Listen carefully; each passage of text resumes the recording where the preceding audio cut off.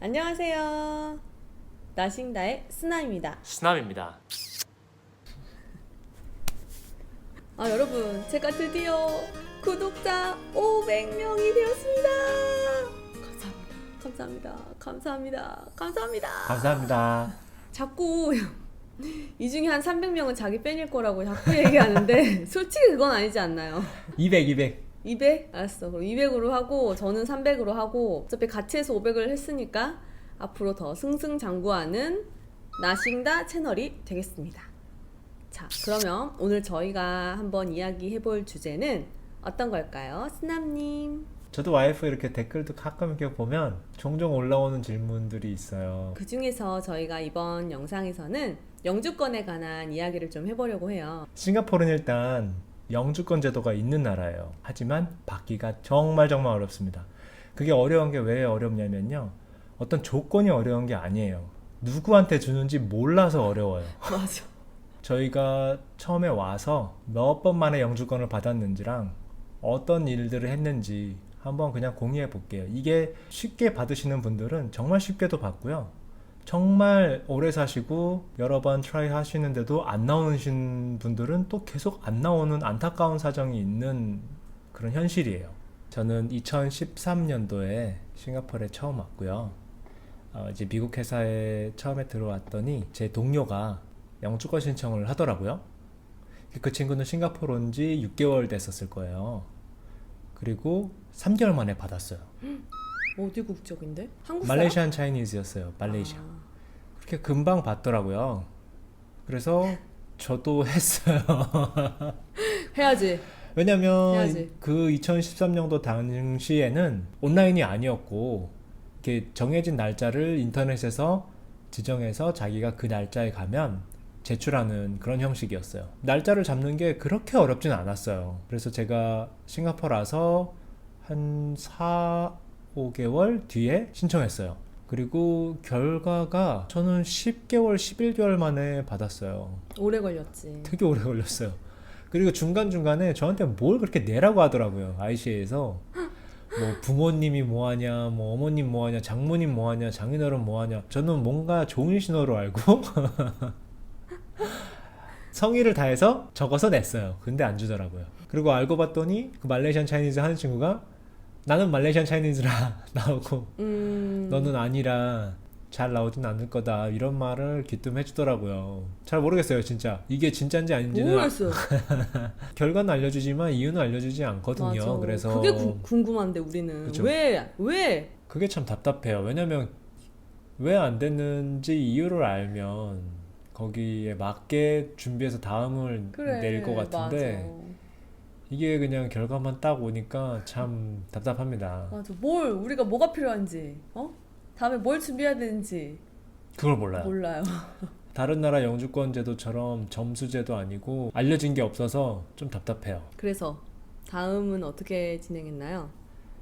다음은 이제 사람들이 하는 얘기를 듣게 돼요. 이게 한 번 떨어지고 나서 이제 물어보게 되잖아. 한번 떨어지고 나니까 귀가 열리고 얇아지게 됩니다.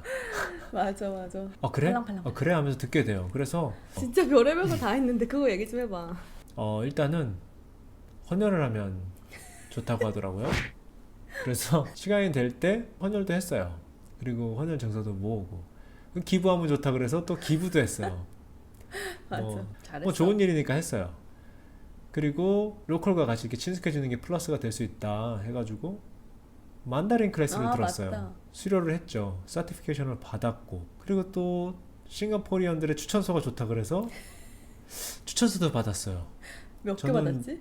한 9개 받았나? 맞아, 많이 맞아. 받았어요. 저는 꽤 많이 받은 편이었어요. 이 정도면 낙낙하다.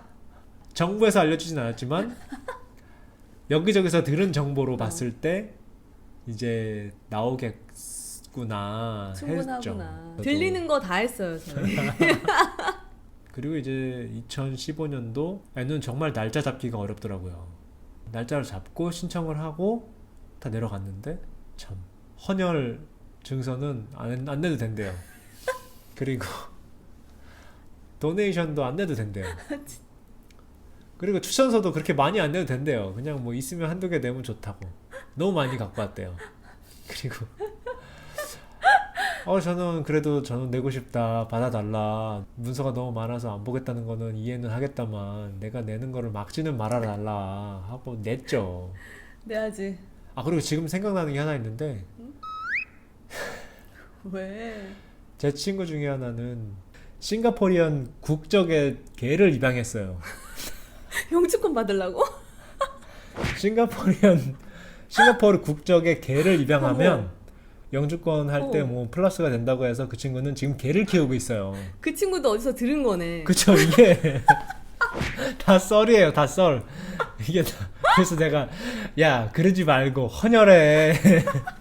그랬더니 자기는 바늘 공포증이 있대요. 그래가지고 그래 그럼 개 키워라 이랬죠. 그 친구 나왔어 지금까지? 지금도? 몰라.